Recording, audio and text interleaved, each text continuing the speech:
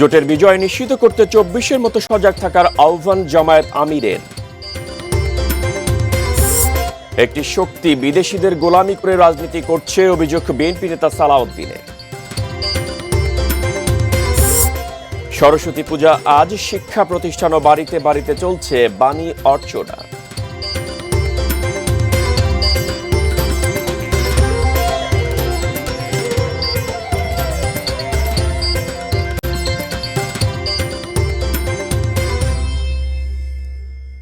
দেখছেন এটি নিউজ। বিকেল ৪টার দেশের খবরের সঙ্গে আছি আমি মেহেদী বৃথাপ। এতক্ষণ নাসির সিদ্দাক অ্যালুমিনিয়াম এসোজনের শিরোনামগুলো শুনছিলেন।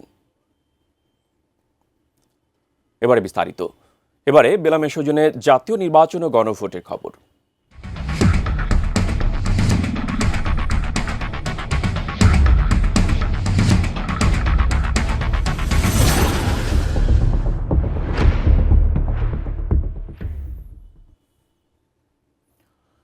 নির্বাচনে ১০ দলীয় জোটের বিজয় নিশ্চিত করতে ১২ ফেব্রুয়ারি পর্যন্ত জনগণকে ২৪-এর মতো সজাগ থাকার আহ্বান জানিয়েছেন জামায়াত ইসলামীর আমির ডাক্তার শফিকুর রহমান।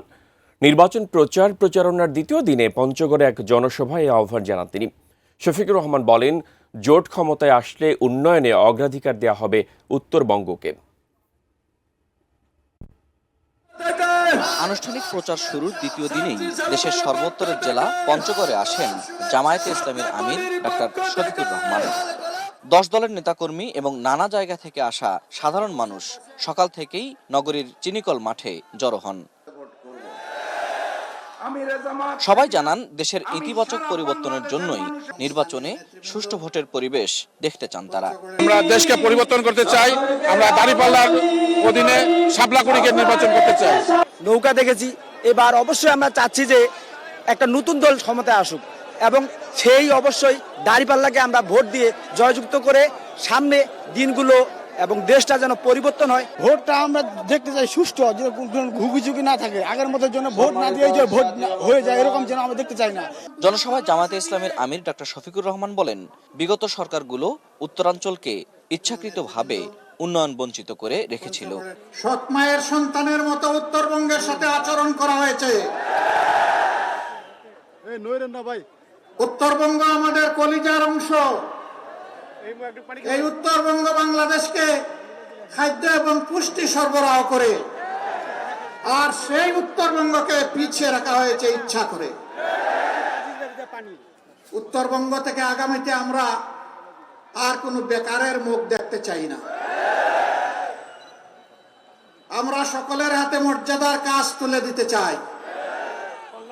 আমাদের প্রত্যেকটা যুবক যুবতী, প্রত্যেকটা নাগরিককে আমরা দেশ গড়ার কারিগর হিসাবে তৈরি করতে চাই।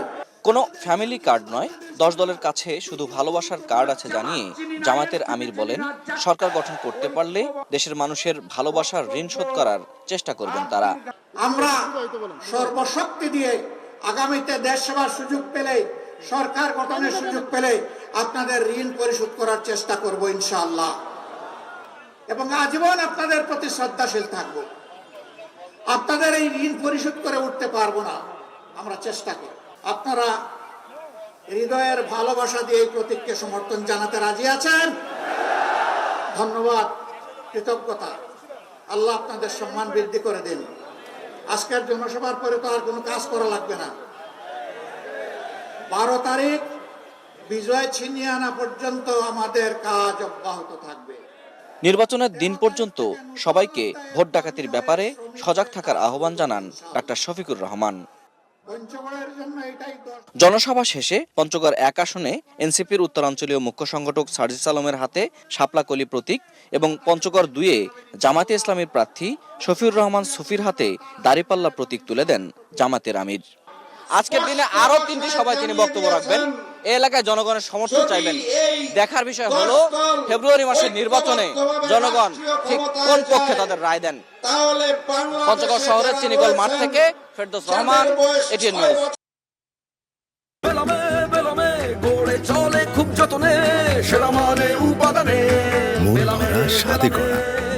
New Cemetery, excellence in quality. নির্বাচনী প্রচারণার দ্বিতীয় দিনে পঞ্চগড় দিনাজপুরের পর এখন ঠাকুরগাঁওয়ে সমাবেশ করছে 10 দলীয় জোট। বিস্তারিত জানতে ঠাকুরগাঁও থেকে সরাসরি যুক্ত হচ্ছে প্রতিনিধি এম এস সামাদের সঙ্গে। সামাদ, আমাদের বিস্তারিত জানাবেন এবং সেখানকার পরিস্থিতি কি?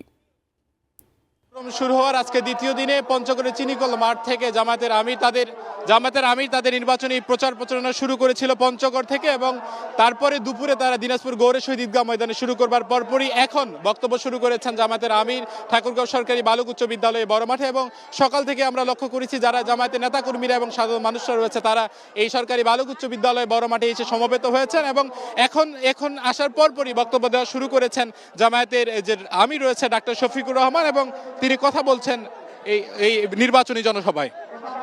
উত্তরবঙ্গকে বলা হয় বাংলাদেশের শস্য ভাণ্ডার।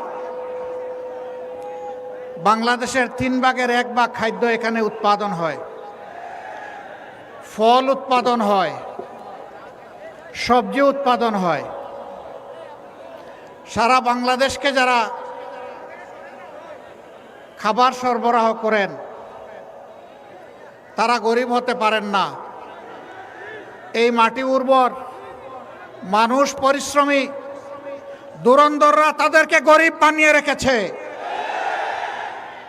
যুগের পর যুগ বৈষম্য করা হয়েছে, ন্যায্য পাওনাটা দেওয়া হয়নি। সরকার এসেছে, সরকার গিয়েছে, নেতা এসেছেন, নেতা গিয়েছেন, হয়তোবা তাদের ব্যক্তিগত কিছু সুযোগ সুবিধা হয়েছে, কিন্তু জনগণের যা হওয়া দরকার ছিল সেটা হয়নি। বলবেন কিছুই হয়নি, না হয়েছে। একেবারে যদি অস্বীকার করা হয়, সত্যকে অস্বীকার করা হবে। কিন্তু দুর্নীতি এবং দুঃশাসনের কারণে যা হওয়ার কথা ছিল তার কিছুই হয়নি। যদি দুর্নীতি আর দুঃশাসন না থাকতো তাহলে উত্তরবঙ্গ বাংলাদেশের কৃষি রাজধানীতে পরিণত হতো। দর্শক, জামায়াতের আমির ডাক্তার শফিকুর রহমান বক্তব্য রাখছিলেন এবং আমাদের সহকর্মী যুক্ত ছিলেন এম এ সামাদ, আপনাকে ধন্যবাদ। বিএনপি একমাত্র বাংলাদেশের পক্ষের শক্তি, যারা ভারতের পক্ষে তারা ভারতে পালিয়েছে। আরেকটি শক্তি বিদেশিদের গোলামি করে বিভ্রান্তিকর রাজনীতি করছে। সকালে কক্সবাজারের চকরিয়ার সুরাজপুর মানিকপুরে গণসংযোগে সব কথা বলেন বিএনপির স্থায়ী কমিটির সদস্য সালাউদ্দিন আহমদ। দেশে যেন আর কোনোদিন ফ্যাসিবাদ ফিরে না আসে সে ব্যবস্থা গড়ে তুলতে আহ্বান জানান তিনি। আমরা বাংলাদেশের শক্তি, বাংলাদেশের মানুষের পক্ষের শক্তি। আমাদের স্লোগান হচ্ছে সবার আগে বাংলাদেশ। স্লোগান কি? সবার আগে বাংলাদেশ। আমাদের সকল কিছুতে নীতি প্রণয়নে আমরা বাংলাদেশের স্বার্থকেই সর্বাগ্রে তুলে ধরবো ইনশাআল্লাহ, সর্বোচ্চ জায়গায় তুলে রাখবো ইনশাআল্লাহ। বাংলাদেশের স্বার্থকে সমুন্নত রেখে আগামীতে আমরা একটি শক্তিশালী, সমৃদ্ধশালী, গণতান্ত্রিক বাংলাদেশ গঠন করব। বিকাল 4টার দেশের খবরে নিচ্ছে একটি বিরতি, সঙ্গেই থাকুন।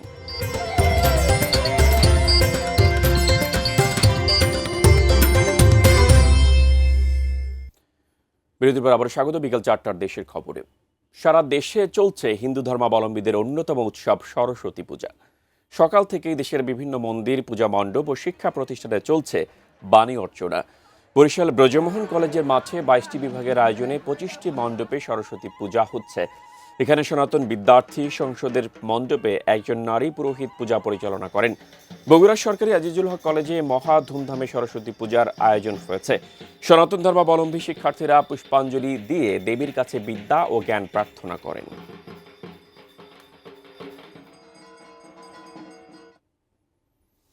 দেশের খবরে নিচ্ছে আরও একটি বিরতি, সঙ্গেই থাকুন।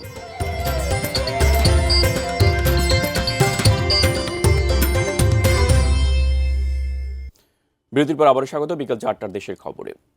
ময়মনসিংহের হালুয়াঘাটে এক পুলিশ সদস্যকে কুপিয়ে আহত করেছে স্বেচ্ছাসেবক দলের স্থানীয় নেতা রুহুল আমিনের ছেলে লিওন।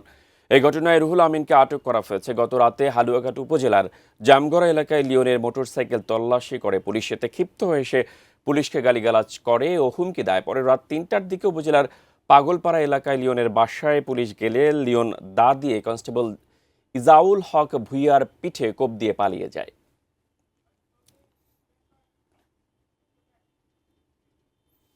এই ছিল বিকাল 4টার দেশের খবর। সঙ্গে থাকায় ধন্যবাদ।